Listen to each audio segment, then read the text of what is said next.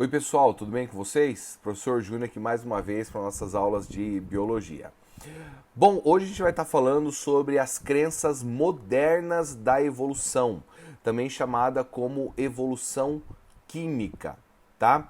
Essas crenças modernas da evolução ou crenças modernas da origem da vida, ela foi publicado um trabalho em 1924 pelo químico russo chamado de Oparin. Nessa explicação da origem química, ela passou por vários momentos, assim, dependendo de cada empecilho que a sua teoria foi criando. Bom, num primeiro momento, Oparin acreditava que a atmosfera primitiva do nosso planeta era extremamente quente. Era sem vida, sem oxigênio, muito quente e tão quente que a água existente era apenas em forma de vapor. Ele acreditava que a atmosfera tinha apenas 4 elementos gasosos: metano, hidrogênio, amônia e o vapor d'água. Com a presença de muito calor, gerava-se muitas tempestades, raios que aconteciam o tempo todo. Com esses raios acontecendo, batendo na atmosfera, onde tinha esses 4 elementos, amônia, hidrogênio, metano e vapor d'água, acredita-se na teoria dele que fez com que se juntassem esses elementos ao acaso e formasse ali as, quem sabe, primeiras moléculas ou primeiras moléculas que poderiam formar os futuros seres vivos. O problema é que essa teoria ela foi criando alguns empecilhos pelo seguinte. Na teoria, ele dizia que não existia nenhum tipo de... não existia oxigênio, não existia vida. Mas a problemática que nós vemos aqui é que com a presença de raio, já que é algo que ele afirma na teoria dele, encontrando-se com a água, isso poderia acontecer um processo chamado de fotólise, onde você teria a quebra da molécula de água separando hidrogênio e oxigênio. Então, com a presença de oxigênio, se torna um pouquinho diferente, difícil manter essa teoria. Foi daí então que surgiu uma outra ideia da chamada sopa orgânica ou sopa primitiva. Acreditava então, segundo a teoria dele, ainda continuando, de que em alguns milhões de anos depois a Terra se esfriou, condensou a água que estava em vapor e essa água trouxe essas moléculas que haviam sido formadas na atmosfera para um oceano pequeno, raso, onde essas moléculas se uniriam para formar ali os primeiros seres vivos, né? Quem sabe ali os primeiros aminoácidos, proteínas, açúcares, seja o que for.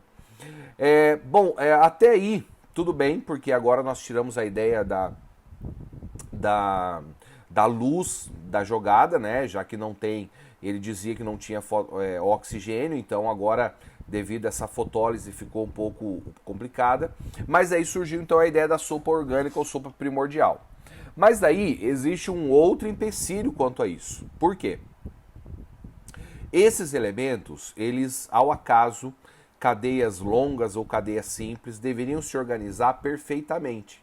Imagine só um primeiro DNA se organizando em todas as suas bases, todos os seus nucleotídeos, né, bem formados, para poder gerar alguma característica, gerar alguma informação. Outra problemática grande é que a presença da água, como ele diz que estavam na água, isso, seria que a água ela acaba impedindo algumas reações químicas porque ela acaba produzindo a chamada hidrólise. Então, isso acabaria dificultando ainda mais a união de algumas certas moléculas. Foi então que surgiu uma outra característica dessa teoria sobre a chamada borda vulcânica. Acreditava-se então que, já que na água seria um empecilho, que na borda de alguns vulcões essa água haveria de aquecer. E essa água aquecendo viraria um vapor, esse vapor subiria E esse vapor agora sim poderia, fora da água, se juntar a essas moléculas para daí sim formar as primeiras moléculas ali, primeiros seres vivos fora da água. E em seguida condensava isso, levava isso com a chuva para a água novamente, e daí estava iniciada então a origem da vida no meio aquático. E esse meio aquático haveria as suas evoluções sucessivas, com milhões de anos. Essas moléculas surgiriam até os maiores seres, e desses seres aquáticos migrariam para o meio terrestre e depois aéreo, como nós conhecemos todos os seres vivos hoje.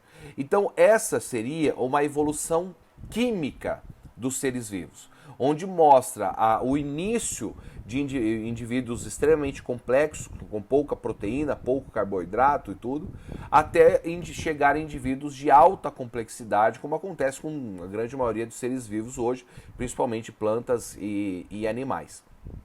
Então, essa ideia da evolução química, ela acredita que primariamente surgiram seres que eram fermentadores, onde eles não utilizavam ali o oxigênio, então obtinham através de outros elementos a sua energia, e devido a mutações aleatórias surgiram os indivíduos que são autotróficos, então fotossintetizantes, produtores de oxigênio, e devido a mutações aleatórias surgiriam daí os indivíduos que são consumidores de oxigênios e heterotróficos para poder se alimentar de outros seres que haviam surgido com o passar do tempo.